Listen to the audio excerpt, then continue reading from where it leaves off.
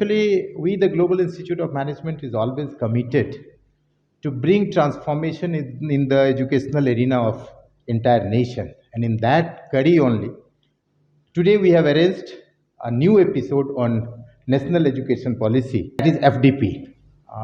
We have invited more than 100 professors, academicians from entire Odisha, and they have participated in this.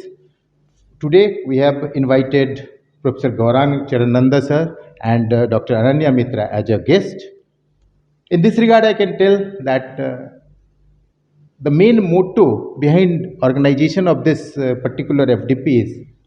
to make aware the teaching fraternity about the new transformation due to this national education policy. हमेशा से हम global institute of management Orissa के शैक्षणिक जगत में कुछ नए चीज़ों को लेकर आते रहे हैं। आज उसी कड़ी में हमने ये जो फैकल्टी डेवलपमेंट प्रोग्राम के रूप में एक नए अध्याय का सृजन किया है, जिसमें उड़ीसा के चतुष्कोण से पधारे हुए समस्त एकेडमिशियन ने इस कार्यक्रम को सराहा और मुझे कहते हुए अतिशयोक्ति नहीं हो रही है, यह कार्यक्रम एक सफल अंजाम की ओर अग्रसर है और निश्चित रूप से उड़ीसा के शैक्षणिक जगत में यह एक मील का पत्थर साबित होगा। एक्चुअली ये तो आवश्यक इसलिए था क्योंकि जो पारंपरिक शिक्षा था उसमें प्रयोग कम होते थे, जबकि ये कहा गया है कि शिक्षा में जितना प्रयोग करोगे उतना सफल होगे, और उसी को ध्येय में रख के जो हमारी ये एनडीए की सरकार केंद्र में है, उन्होंने एक सार्थक प्रयास किया कि प्रायोगिक शिक्षा को ज़्यादा महत्वपूर्ण बनाया जाए। उसी कड़ी में ये नई शिक्षा नीति है और निश्चित रूप से भारत के शिक्षा जगत में यह नई शिक्षा नीति एक सफलता का परचम लहराएगा, इसमें कोई अतिशयोक्ति नहीं। एक्चुअली यहाँ हूँ सेकेंड टाइम आम यहाँ करूँ जो नेशनल एजुकेशनल पॉलिसी रो implementation in the higher education, यहाँ सेकेंड टाइम आम ऑर्गेनाइज कलु कहीं यहाँ जेहेतु यार रेस्पॉन्सिबिलिटी रोची टीचर और लेक्चरर मान आम से इनवाइट करूँ थरो ट्रेनिंग दौचु जहाँ से रेस्पेक्टिव कॉलेज मानक पिला थ्रू इम्प्लीमेंट करें। आज आमर एफडीपी फोकस करे एनईपी उपरे नेशनल एजुकेशन पॉलिसी 2020 उपरे आउ the topic is implications on academic excellence. आमे जमती जानूचु कि एनईपी इम्प्लीमेंटेशन हबा केते दरकार, मल्टीपल एंट्री एग्जिट सिस्टम एबे जमती गवर्नमेंट ऑफ इंडिया इंट्रोड्यूस करोची एजुकेशन सेक्टर रे in order to maintain quality input and output of good students एटा इम्प्लीमेंट हवाटा बहुत दरकार। आ global institute of management NEP उपरे बहुत गुड़े वर्कशॉप्स आगुरी भी करैछि and keeping up with the legacy आमे एथरा भी एनईपी उपरे ए वर्कशॉपटा करैछु आ बहुत बहुत लार्ज नंबर ऑफ पार्टिसिपेंट्स बहुत डिग्री कॉलेजेस रे इंस्टीट्यूशंस रो आसुचंती आ the program has been very successful. आ आगु को भी हमें एनईपी उपरे we will conduct further workshop निहाती भाव आवश्यक थिला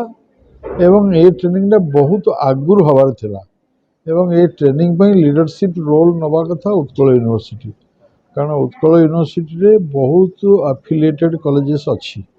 से एफिलिएटेड कॉलेज गुड़ाक कालक्रमे डिग्री ग्रांटिंग ऑटोनोमस कॉलेजेस हो जातीय शिक्षा नीति 2020 हिसाब से। सुतरां उत्कल यूनिवर्सिटी दायित्व होची अनुष्ठान गुड़ाक मेंटरिंग करिवो, जाफल ये अनुष्ठान गुड़िक सब स्वयं शासित अनुष्ठान हेबे, निजस्व डिग्री देवे। तेणु ये आज पाखापाखि 100 शिक्षक अध्यापक सब ट्रेनिंग ने विभिन्न कॉलेज ओडिशार एवं ये गोटे बहुत महत्व काम ए global institute of educational management कर कौन परिवर्तन होगा जाऊँगी शिक्षा क्षेत्र में जो गोटे नीतिगत परिवर्तन है 21st सेंचुरी जो प्रकार शिक्षा दरकार, जो प्रकार शिक्षा प्रासंगिक हम, शिक्षार लक्ष्य बदली गला, उद्देश्य बदली गला, से हिसाब से शिक्षार पाठ्यक्रम बदली जीवो एवं से पाठ्यक्रम कौन रहिबो ताकू केमिति पढ़ा जीवो, सी पिला मानकर जो उपलब्धिर मूल्यांकन केमिति करा जीवो। फॉर एग्जांपल आमे बर्तमान मल्टी डिसिप्लिनरी एजुकेशन करिया जाउछु,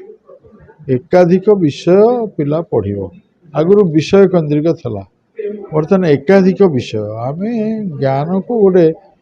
यूनिफाइड होल बिली धरुछु, सामग्रिक भाव में विचार करुछु। से ज्ञान को आम कौन करूँ ना फ्रागमेंटेड कर आगुरी दौलू, बर्तमान एकाठी कर देवु। ता व्यतीत से भाया पाठ्यक्रम आम प्रस्तुत करिया केमती करवा, केमती बही लिखा, ताको पढ़ेगा केमती, ए विषय शिक्षक मान तालीम देवा दरकार। बर्तमान आम भारतीय मूल्यबोध भारतीय परंपरा सेगुड़ाक आम हजिगलानी आस्ते आस्ते आमर वेद उपनिषद पे जानी ना भूलीगले तेणु से जिनस को आम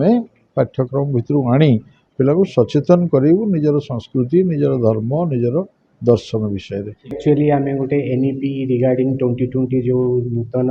शिक्षा नीति उपरे सेंट्रल गवर्नमेंट रो जो चाहूँगी जे